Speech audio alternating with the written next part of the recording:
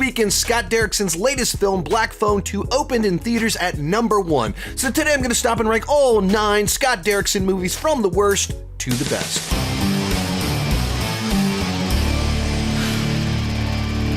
While I'm talking, be sure to join me down below in the comments section. Let me know your ranking of all 9 Scott Derrickson films, or at least what's your favorite Scott Derrickson film. Also, this is a ranking I'm very excited about because earlier this year I was able to sit down with Scott Derrickson and interview him about his film The Gorge, as well as the rest of his filmography. So the first time ever with one of my director rankings, I actually was able to talk to the director about their movies, and that will be kind of infused into this entire video.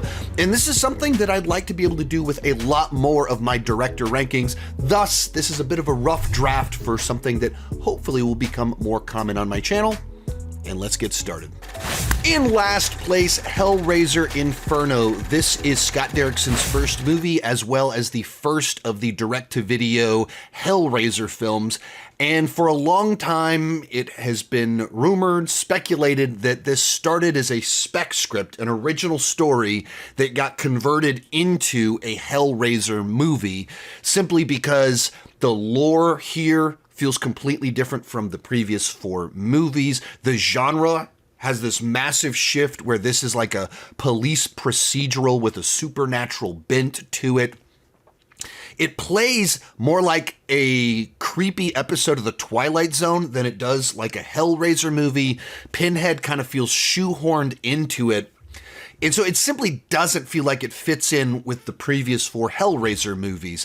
But Scott Derrickson adamantly denies this and says that it was made to be a Hellraiser film. And also, if you're trying to make a movie on a budget, ultra cheap, perhaps that's the exact reason that it kind of had this genre shift. But like, if you just take it on its own terms, it's a decent enough little supernatural horror police procedural with this kind of Twilight Zone flavor to it, with a corrupt guy stuck in his own little purgatory or whatever. But it's not particularly memorable. It doesn't fit in the franchise that it exists in, so it's just kind of like, it was a starting point for him, and that's about all. Number 8, The Day the Earth Stood Still. Less than a decade later, Scott Derrickson had moved up in the world. This time he's remaking a sci-fi classic for a big studio with a massive budget, and one of the biggest movie stars on the planet, Keanu Reeves, in the lead role of the film. And to me, it's a movie that just kind of feels torn between wanting to be a disaster movie and wanting to be this thoughtful film about man's destruction of the earth, but without ever being able to fully commit to either one. It's so torn between, we have to have the spectacle of a disaster movie and we have to have the talkiness of a thoughtful movie about our impact on the world. But it never feels like we fully deliver on either front. It always just kind of feels like we're at arm's length from either one of its genres. And so you have a film that's all about what we're doing to our planet without really having an action point, without ever really like saying something specific. Like, mankind is on trial, sort of, and we're anecdotally saved, but without really learning a lesson, without, like, it's kind of on the complexity of mankind that we can be so cruel, but we can be so beautiful at the same time. There's something in that. You can see the pieces that they were trying to work with. You can see, like, where they were going with it, but it never feels like it comes together into this cohesive whole. And it has the problem of, in the movie, mankind as a group is viewed as the enemies of the earth by an alien race that we don't know. All we know is that they're invading our planet to kill us self-righteously. Like, we're going to kill all of you as a group because of group sins to save your planet. And that just doesn't really translate well because of our natural desire to want to live. It's like, I don't feel like I'm the villain here. I still feel like you guys are the villain, and I don't know what I personally did wrong. And so I just think there's a bit of a disconnect in the core of the film. And there have been other sci-fi movies that have kind of done this aliens have come to save the Earth from mankind plotline in a way that just connected and entertained better. Next up, Deliver Us from Evil, and this movie has several different Scott Derrickson staples. One of them is the blending of genres, where this is a police procedural, a cop thriller, but also a possession exorcism movie. Also, it is a movie that is deeply infused with faith, that Scott Derrickson is a Christian, he's been outspoken about that, and a lot of religious themes, imagery, grace kind of work their way into his films. And so in the case of this one, it's a cop who's seen the bleakest of the bleak and has kind of lost his faith because of it and gets pulled into a story where he must partner up with a priest and kind of refines his faith through continuing to dwell in even darker spaces, but it also enlightens him to reignites his faith. On that idea of evoking emotion, the other thing you've done a wonderful job of with some of your films is dread. And even a couple days ago, I was watching Deliver Us from Evil, and my wife, who doesn't watch horror at all, walked in the room, and she just, within 30 seconds, she goes, "What? I don't know what this is, but I can't watch." Just from the sound design, I can't watch, I can't watch. And that's a lot of what you find in a great deal of Scott Derrickson's work. And I appreciate that. I just don't know that the merger ever fully gels here. That a lot of these projects that you can see what we're trying to do with the merger, have something fresh and different. And sometimes I think there's just a few too many parts, or the ingredients, the pieces don't quite fit together as well as you'd hope. And I think that's the case here. That even kind of in doing this police procedural where you're investigating something that goes back to events that happened several years earlier during a war, and the supernatural elements and the faith and the family dynamics, and you just kind of keep hopping between a few too many things. And if we could maybe focus it a little bit better, it would have been a smoother ride. But because it's like going into it, I look at the cast and I go, I like the cast here. And for the most part, they work. I mean, I think Eric and Edgar have better rapport and chemistry than Eric and Joel do. But I think that even kind of serves the movie a little bit for where it's actually going and how it plays out. And the individual pieces and ideas, I like all of them. But it's like they never fully work. It's like it never fully delivers on its potential. As if it's just like I'm that kind of phrase I used before, like at arm's length with a lot of it, kind of felt that here. I just never felt invested, connected enough with this specific investigation and the revelations. Like the faith journey is the piece that probably worked the best for me, and the family reconciliation. Another recurring theme in Scott Derrickson's work is his use of music, and he tends to have some real specific needle drops that he puts into his films, and so that's something I actually asked him about this film, but of course about all of his films in general. The soundtrack for the movie, there's all these great songs all throughout the film, and several of your movies kind of have music kind of intertwined into them. Even the dialogue in Doctor Strange or Deliver Us from Evil, We've got a song that's like pivotal to the story. How involved are you in that process, and why is music kind of... Oh, that's purely a directorial choice. Mm-hmm. Okay. Any music in any of my films, I picked it, I found it, I chose the composers, I direct the composers.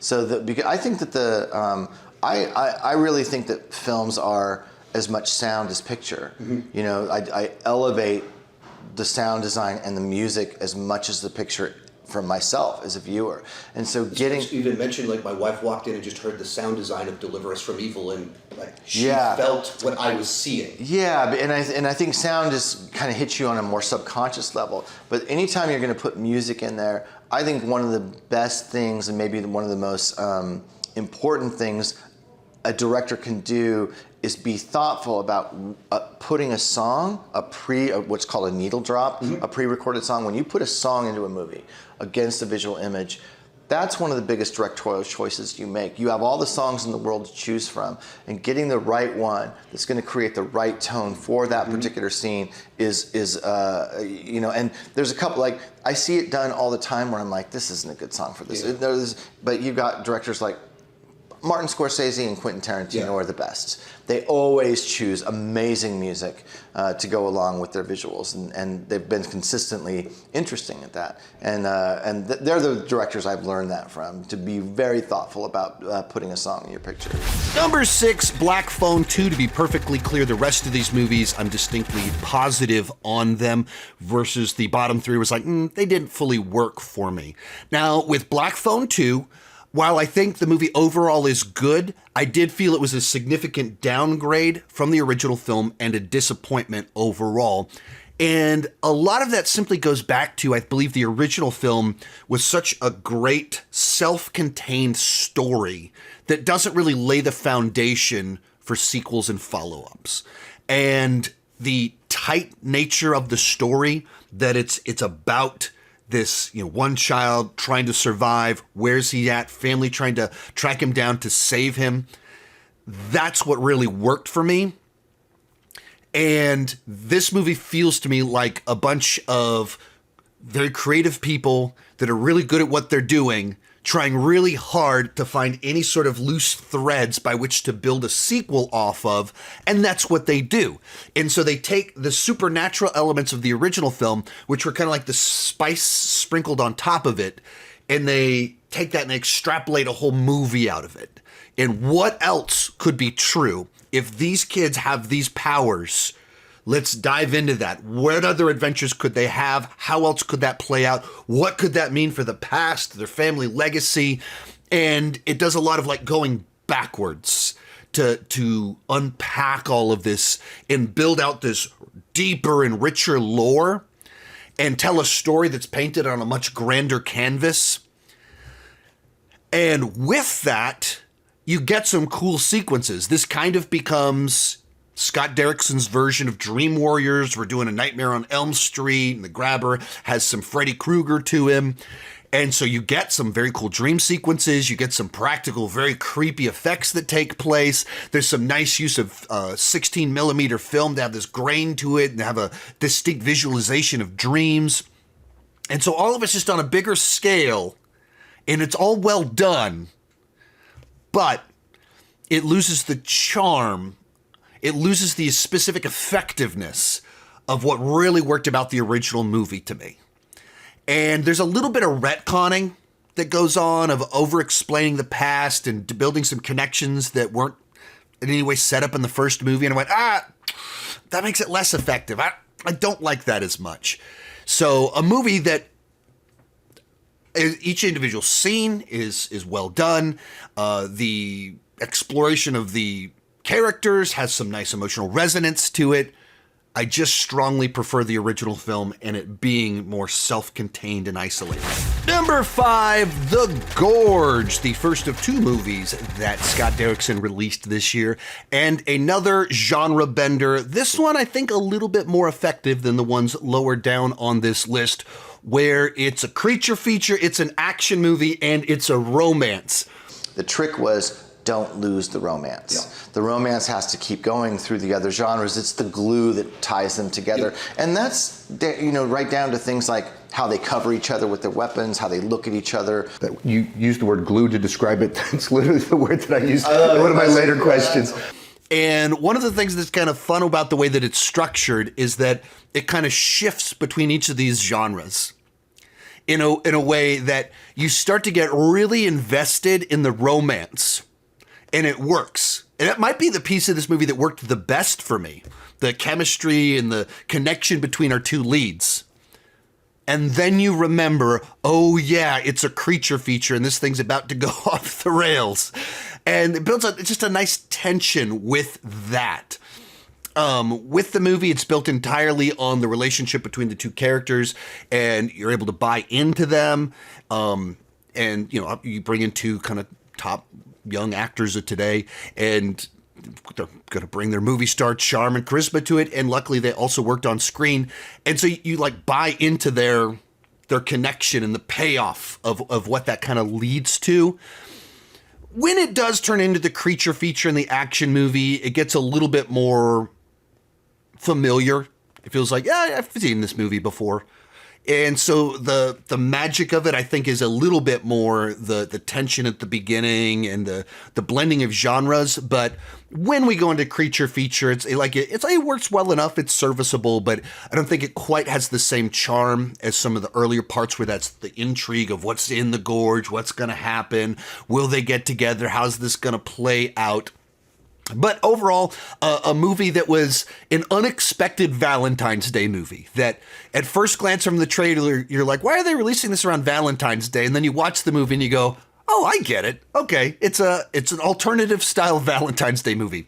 Sure. When you're watching the movie, you get like 30, 40 minutes and you really buy into their relationship and you're like, that's really working. And then you remember the other genres of the movie. I was like, oh no, oh no, there's something bad's about to happen. And it's not just that in the story, but also means the genre's about to change. While I was watching it, I was like, why did they decide to release this movie at Valentine's Day? And then you get 5 minutes into the movie, 10 minutes into the movie, you go, there it is. That's why. That's right there. And then 50 minutes later, you're like, oh, I really get it now. Right. It keeps building. In fourth, The Exorcism of Emily Rose. This is another genre bender, this time combining the possession exorcism genre with a courtroom drama. And that's exactly what I wanted to talk to Scott Derrickson about. With Exorcism of Emily Rose, you kind of took a genre that has the definitive film in The Exorcist. And especially now, 20 years later, there's so many movies that have been in that space, but it still stands out because you chose that specific perspective of through the courtroom. Yeah. What was the mechanism we went, that's the right way to bring something fresh to this genre? That was inspired by the true story. Mm-hmm. You know, I read a book called The Exorcism of Annalise Michel that was out of print. I found it doing research for another movie. And I just thought, well, no one's ever made a courtroom horror movie before. Never seen one. People will say The Devil's Advocate, but that's not really a horror film.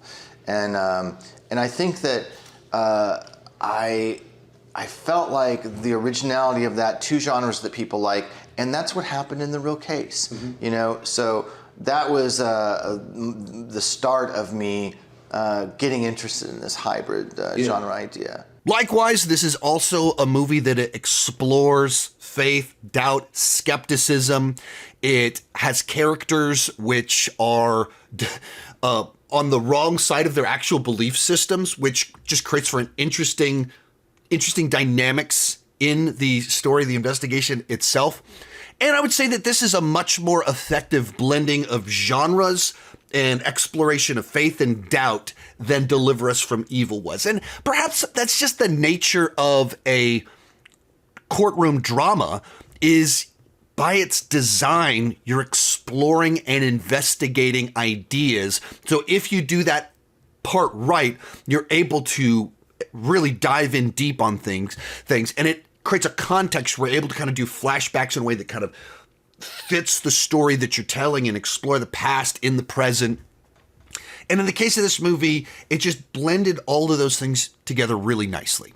That it was a fresh spin on a genre that is by now certainly oversaturated. I watched this for the first time this year, and so I'm seeing it after 20 years of other exorcism possession movies have played in that same playground, and this still felt like a fresh, interesting entry that played out has all the elements you expect from a courtroom movie and an exorcism movie, but all of it in a fresh new way with a different perspective, and builds to a different crescendo and resolution than you normally get in these films.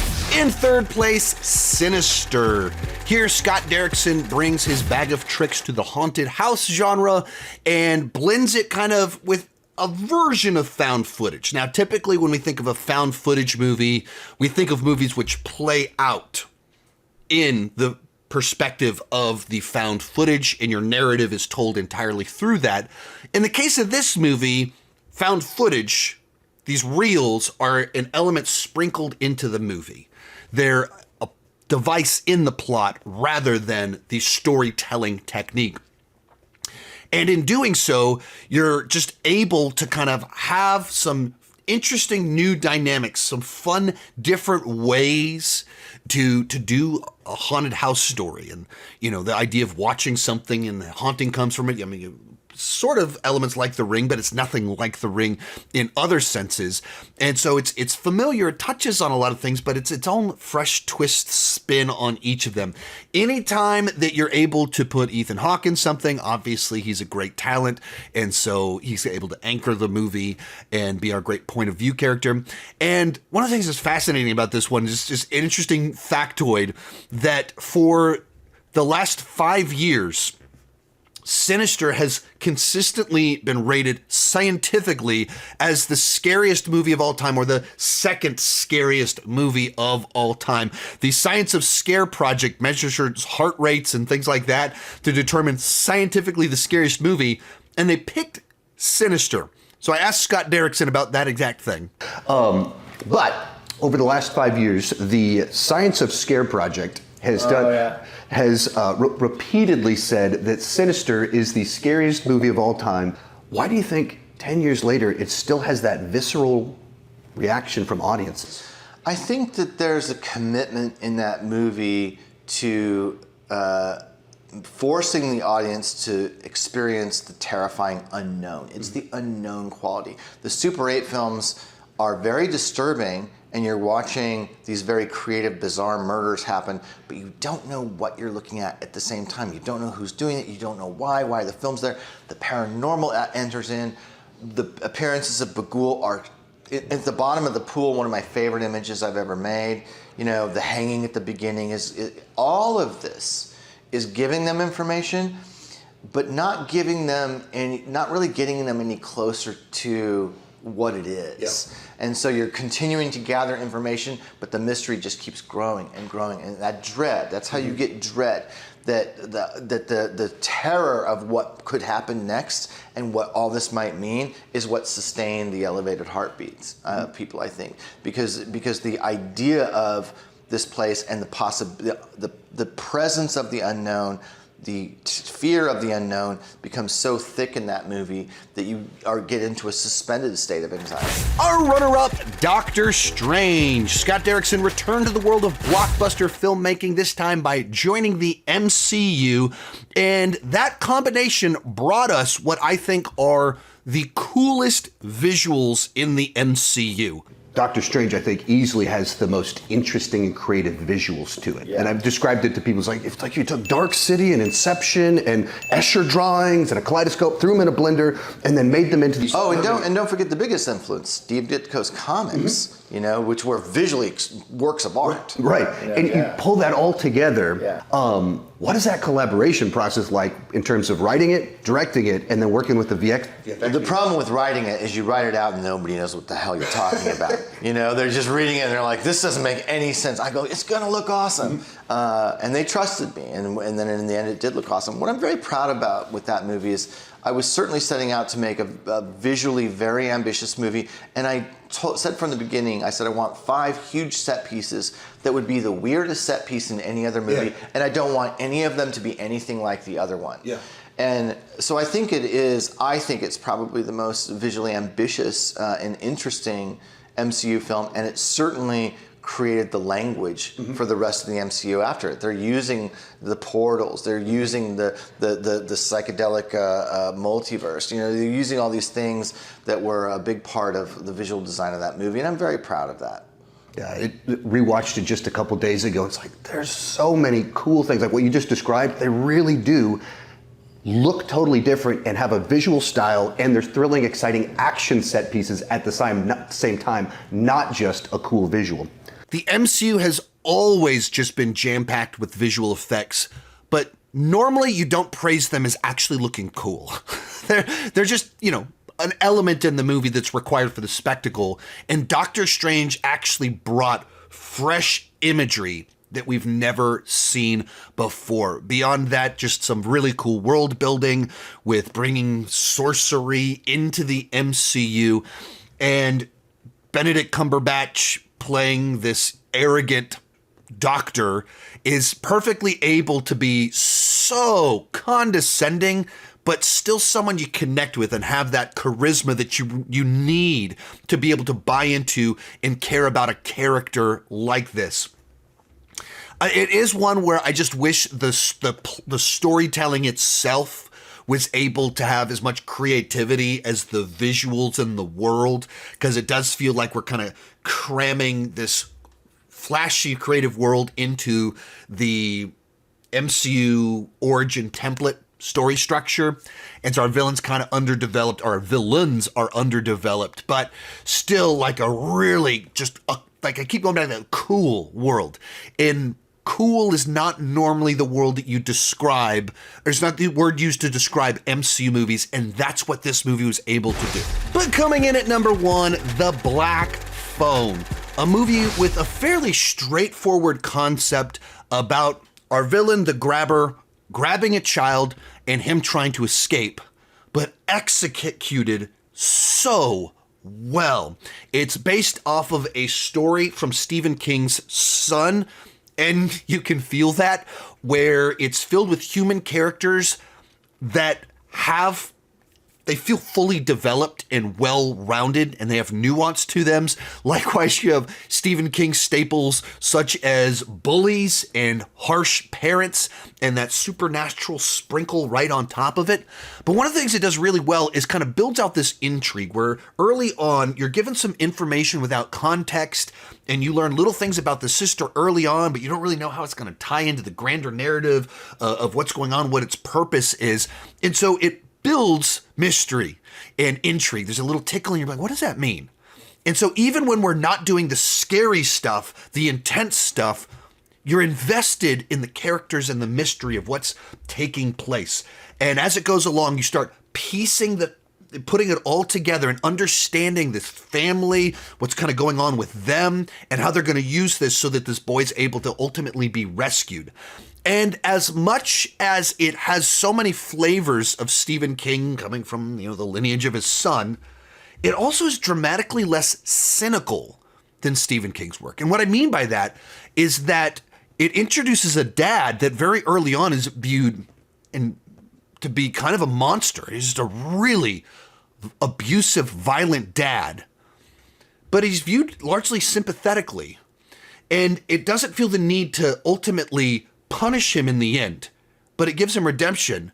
And I love that. And that's the exact thing I wanted to talk with Scott Derrickson about with this movie. One of my favorite movies of yours is The Black Phone, and one of the big reasons for that is the character work, in particular with the father. Yeah. And it's a very dark film, but it's not a cynical film. No. And you take a character that seems so irredeemable, and you give him depth and layers. How did you approach telling a story where a character like this that could be so deeply flawed is capable of change without undermining the harm that he had done? I think that you have to give the audience some kind of an insight into the trauma that he had endured also. That the loss of his wife was really crushing for him and he was unable to deal with it. And I also think that even though his anger and his alcoholism leads to this, really severe. I think the most upsetting scene in that whole movie is the whipping of Gwen. It's so out of control. But I think that I tried to treat him like a human being, and having suffered so much loss in the suicide of his wife, which led him to drink, led him to be the person he is, led him to be violent, that then seeing him deal with the missing child, now the possible loss of his son, and what that did to him, it made him move so far that he was willing to take Gwen out based on one of her dreams. He was willing to defy everything that he felt about this stuff being dangerous because maybe it could help. And then when he sees him, he falls on his knees in gratitude. And I just think that deep inside, I think that spoke to audiences because the kids don't hug him. Yeah. They hug each other. They're still scared of him. But there is a sense of, this guy deserves a second chance. Yes. We want him to get a second chance. And that's all I did with that, is leave it in a space where we don't know what's going to happen. Right. But hopefully this guy will wake up and be better and will get the second chance that he doesn't deserve, but we want him to get it anyway. Before I did talk movies for a living, I was actually a pastor, and so I was watching it, amazing. And it was like finding grace in a really unexpected place. That's what it is. That's exactly what it is. And you know, it's tragic that our culture increasingly does not value forgiveness. Right. But I think that when forgiveness is portrayed truthfully on screen, there's nothing more moving. Mm-hmm. You know, there's nothing. Grace is the most beautiful thing in the universe, right. And when you see it portrayed in a realistic way, you can't help but be moved. For me, I just love these tight little survival thrillers, and that's exactly what this was, and it was done so well with great character work and intensity, the right number of jump scares, but more like a sense of suspense all throughout, all kind of coming together, culminating in just a really tight script executed properly, so it comes in at number 1. If you enjoyed this video, you can check out my other director rankings over here, as well as the full conversation with Scott Derrickson right down there. Thank you so much for watching, and keep talking movies and TV to